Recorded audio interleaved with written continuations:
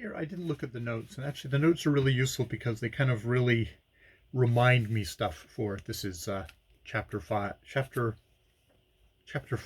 of part 4 of Gulliver's Travels in the land of the Winhams.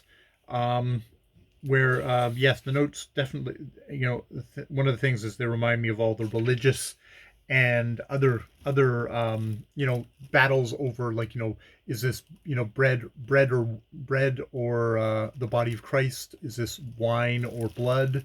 You know that stuff. There's a thing about the colors, which apparently is suggesting the disputes between the Dominicans, Carmelites, Trinitarians, and Franciscans, known by the color of their habits as black, white, red, and gray friars.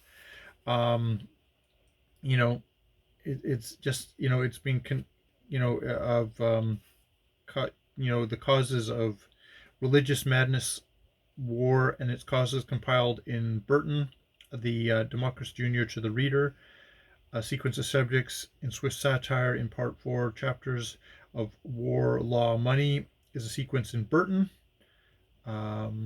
Yeah, whether it is the flesh be bread or bread be flesh. There's this thing here of how the master stops at one point and says, like, it's like you consider yourself creatures of reason, but it's like, when I get cut by a stone, I don't blame the stone, but if you actually have reason and you're doing all this shit, it is just so horrible. And Swift's letter to Alexander Pope.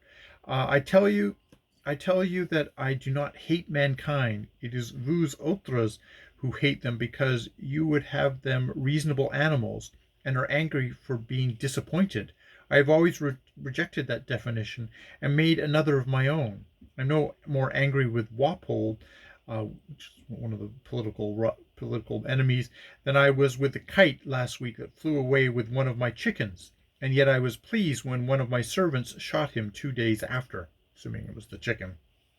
But and there's apparently a blank that might be inferred. So it's that idea of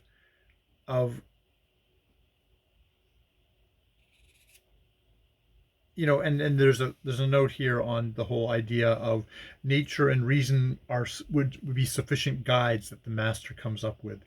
And then in More's Utopia, they were definite virtue as living according to nature, and God, they say, created us to that end.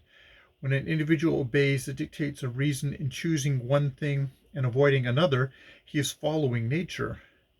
So that Swift, like More, is using the conception of reason derived from the Stoics, that of right reason, which enables instinctive apprehension of natural law.